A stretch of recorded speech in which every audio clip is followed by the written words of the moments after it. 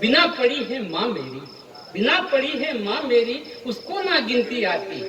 बिना पढ़ी है माँ मेरी, उसको ना गिनती आती। मांगो एक तो भी वो दो दो रोटी लाती। मांगो एक तो भी वो दो दो रोटी लाती। कम समझ है या गाफिल है वह, कम समझ है या गाफिल है या गफलत में दीवानी लगती। वशीभूत हो प्रेम प्यार के, देख कहीं भी मुझे दुलराती, देख कहीं भी मुझे दुलराती। दीवानापन या निश्चल प्यार है यह, दीवानापन या निश्चल प्यार है यह, तृष्णा में भर आंखों में ललचाती। भोलापन कितना बेपनाह है उसमें, भर भर अंक में पप्पी मुझे लगाती, भर भर अंक में पप्पी मुझे लगाती। नहीं परवाह जरा भी उसको, नहीं परवाह जरा भी उसको, हर हरकत उसकी पगलाई सी लगती। आक्रोशित हो बेकाबू सी मुझे झिड़क कर डपट लगाती। माना जाऊं दुनिया में कितना, माना जाऊं दुनिया में कितना, सब में पूजा जाऊं कितना, कितना भी मैं बूढ़ा हो जाऊं, बच्चा जान मुझे समझाती, बच्चा जान मुझे समझाती।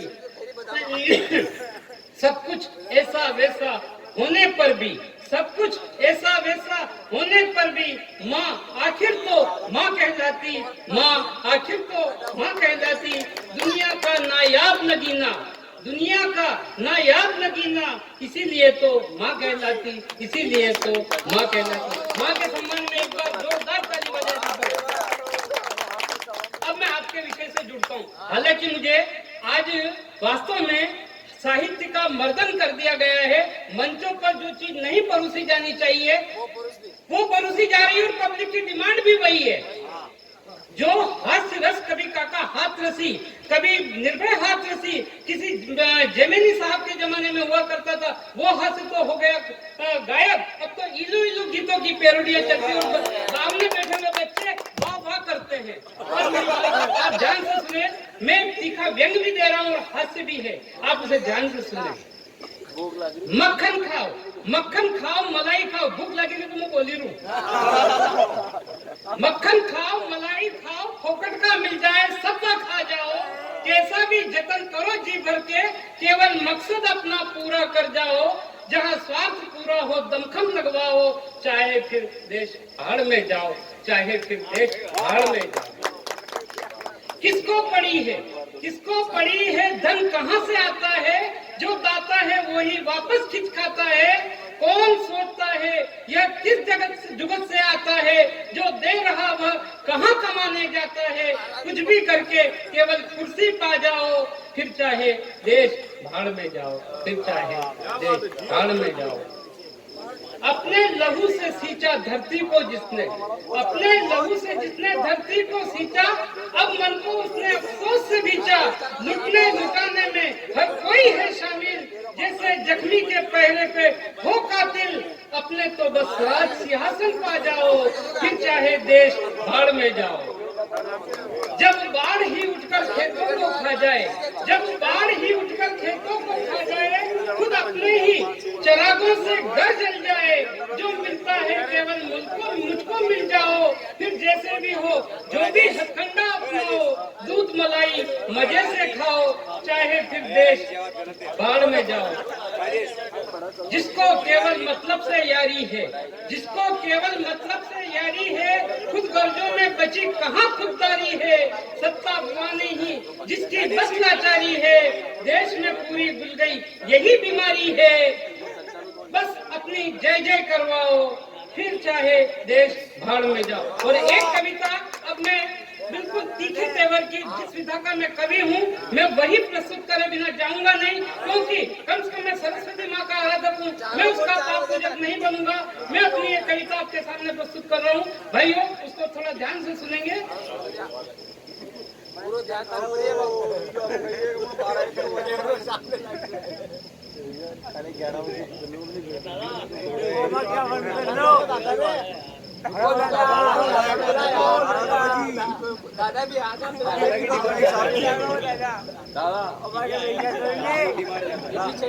एक सेकंड दादा ने बुलावा नहीं, दादा पहले मुंह भी तो आपका रस भर जो पंपो हवा भरे जो रस भर पडतो तिथं. अरे माझ्या हातावर सबसे बड़ी कवि सबसे बड़ा कवि देखो भाई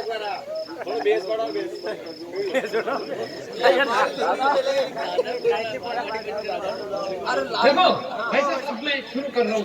थोड़ा सा आगे 1.5 मिनट की रचना है, सुनिएगा। एक समय था जब गांधी की आंधी आई थी। एक समय था जब गांधी की आंधी आई थी। कहते हैं आजादी तो चरखे से आई थी। घर चरखा खूब चलाया तुमने, घर चरखा खूब चलाया तुमने। अंग्रेजों को भी इससे खूब छकवाया तुमने। तब तो फिर सीमा से सेना ही हटवा दो। सारे के सारे चरखे वहीं पे रखवा दो। पूरी बॉर्डर को सजवा दो, खंबे लगवा कर सुरक्षित करवा दो। फोटो, गांधी के फोटो लगवा कर। बरसों से जयकारे जोर जोर से लगा रहे।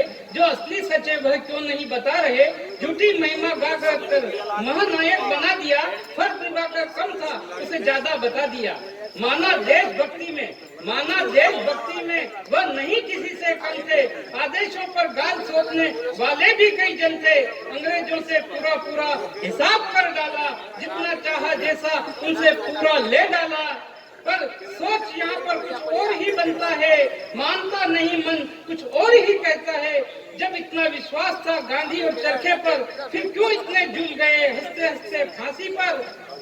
क्यों व्यर्थ ही सावरकर ने कोलू पेला था। क्यों यमुनों से बेर बसाकर जिसको जेला था। कई लाडले इस धरा से चले गए। कई तो मक्कारों की मक्कारी में चले गए। क्या सुभाष बाबू ने भी व्यर्थ में यूं ही ढोंग रचाया था।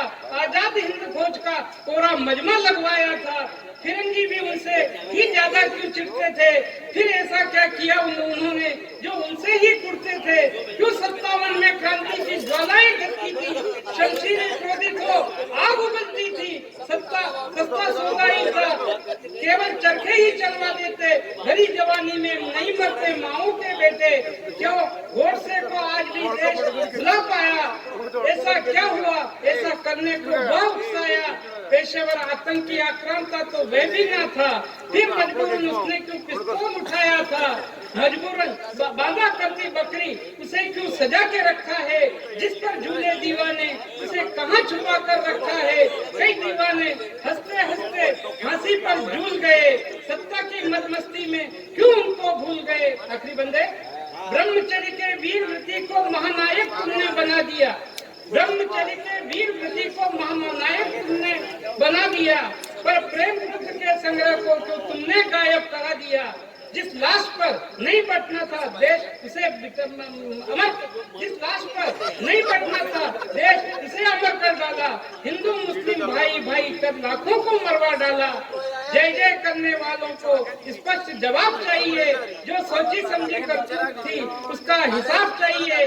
कुछ अर्थ सुलझे प्रश्न सुलझना चाहिए। अब तक के सारे षड्यंत्र बेनकाब होना चाहिए। पहले खंडित आजादी का मतलब समझा दो। देश विभाजन का असली सच बतला दो।